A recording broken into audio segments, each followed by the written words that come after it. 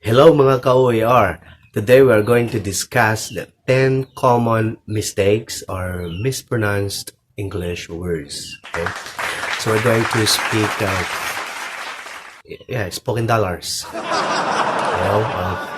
Because I don't have something, something like that. Okay. Baka magulat kayo ha. Kaya English na tayo rito. Okay. Wow! English. It's quite interesting. I got my power to discuss it.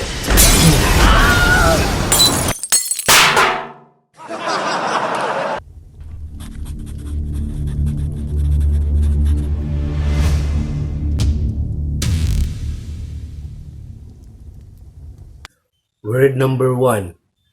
Comfortable. Uy. Ang salitang, hindi po mali yung comfortable ha. Wala po kung sinabing mali yun. Ang sa atin lang dito, if you are talking to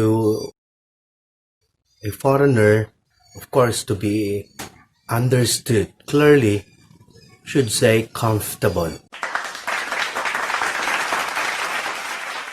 Talking using a Filipino English, comfortable naman ang gamitin mo, di ba?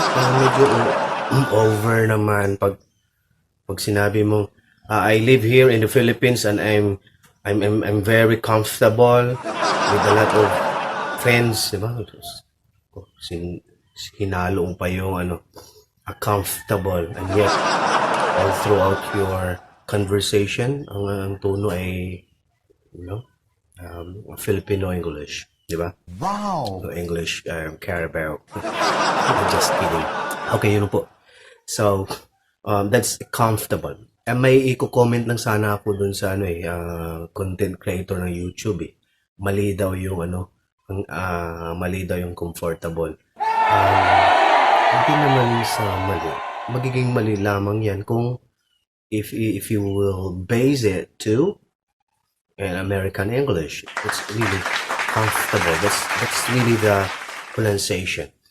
Pero kung Pilipino naman tayo at ginamit mo itong salitang comfortable, I don't think so na mali yun, di ba? Kasi comfortable, yan naman yung masyado tayong yung klaro talaga di ba? Hindi naman tayo gaya ng mga Amerikano na comfortable. I'm very comfortable with this, a chocolate. Wow! Ay, komportable ako sa lasa ng tsokolate or chocolate. Of course, when they speak it, they should pronounce it like, oh, I'm comfortable eating this chocolate because that's how we eat in state, something.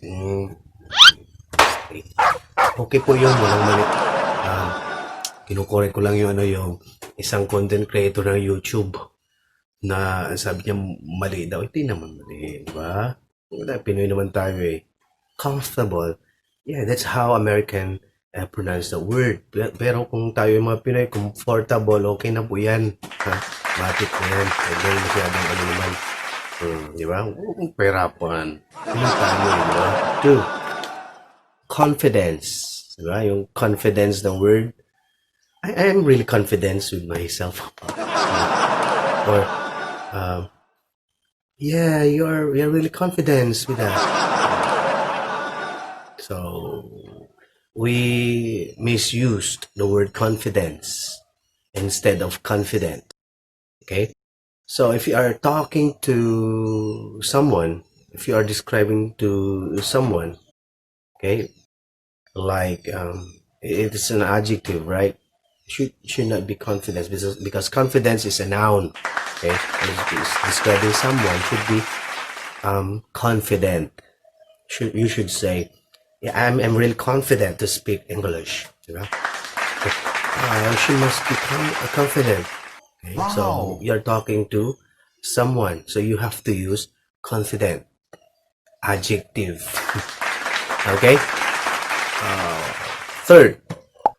Through, the word through, okay, because I've heard someone was saying a song titled "My Love Will See You Through." Ang ganda ng birit niya, sabi niya pang ganyan.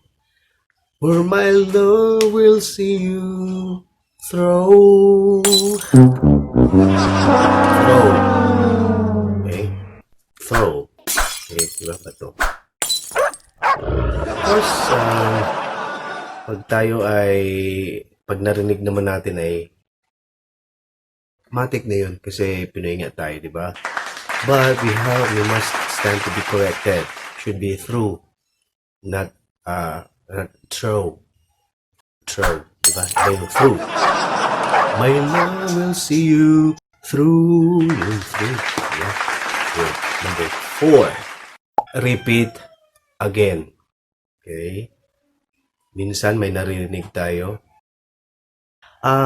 I cannot hear it clearly. Will you please repeat it again? Repeat it again. So, alin kaya sa tingin mo yung mali doon? Will you please repeat it again? Diba? Again. Yan tinatawag na redundancy. Repeat and again. Will you please repeat it? Diba? Okay, say it again. Okay, may repeat na, may again pa. So, redundant na siya. It should be, I cannot hear it clearly, so will you please repeat it or say it again? Diba? Common yun. Repeat it again. 5. Go here. Okay? Naririnig natin minsan, hey boy, go here. Go here, let's eat. Go here. Here. Okay. If you are calling someone, you should say, come here towards you. Okay? Hey boy, please come here. Let's eat. Something like that, di ba? Come here. Ito mga common po to Okay, so i-discuss lang natin. A little bit information. Di ba? Kasi alam ko marami pa rin yung nagkakamali sa mga maliliit na words na ito. So instead of go here, you should say come here. Come here. Number 6. Margarine. Okay, sino ba sa inyo ang pa rin, ang ginagamit pa rin yung salitang margarine, di ba? Okay lang, pag tayo mga Pinoy, okay, lagyan mo ng margarine yan. If you're talking to someone who is a native English speaker, di ba?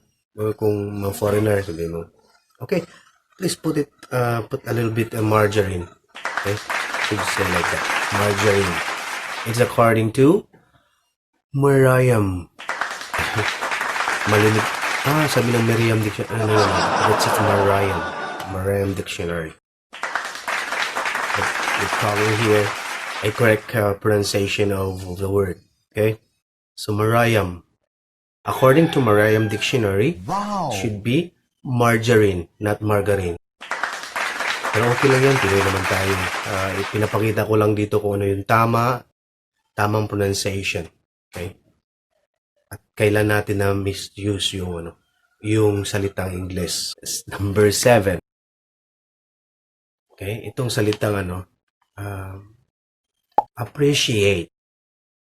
Kasi malimit din natin naririnig, siguro mga kasamahan natin nagsasabi, ay talagang na-appreciate ko yung yung comment mo sa YouTube ko. Na-appreciate. Shit. Diba? Parang one whole shit. Should be, wow, I appreciate your comment in my YouTube channel. Okay, something like that. Appreciate. Not appreciate. Shit. Number 8. Here and her. Okay. Malimit natin naririnig. Diba? Minsan may naririnig tayo. nagsasabing, please come here. Or, I love here. I love here very much. Okay. So, alin po ba ang tama? Okay, lahat yun ay mali. Kasi, instead of here, ang ginamit ay her. O, di ba? Mali na kagad yun. So, her is a pronoun referring to female. And then here, of course, yun yung adverb. Dito, di ba? Come here. Please come here. But don't say, please come here. I love here. Okay? So, ang tama ay, I love her and please come here. Here. Here. Parang may malit na, di ba? So, here. And then yung isa ay, her. Yun na yung tumutukoy sa pambabae. Okay? Number 9.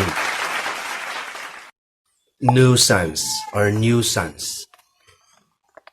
Nuisance. Naririnig din natin lagi ito. Yes, there's a nuisance. Something like related na word na yung annoying, diba? Wow! Ay, nuisance. Very, very nuisance. This environment is very nuisance. Something like that. Nuisance. Okay, it should be nuisance or nuisance. Number 10. Louden. Okay, ito yung bugbog na salita. Louden. Sabi pa natin siya. Okay, class, please. Please, louder your voice. Louder your voice. Louder. Okay? When we say louder, you are comparing the two or the loudness from the other one. You say this stuff is louder than this one. Okay, something like you can use louder. But if you are talking about, if you want to raise or to hide the volume or a loudness of something, you should use the word louden. Will you please louden your voice? Or something like you are making it a verb. Okay? So, will you please louden your voice? I cannot hear it clearly. Something like that. Okay? So, those are the common words or misused or mispronounced English words. So, I hope you learned something today. See you next time. If you are new to my channel, please don't forget to subscribe and the bell in order for you to be notified. Thank you for watching.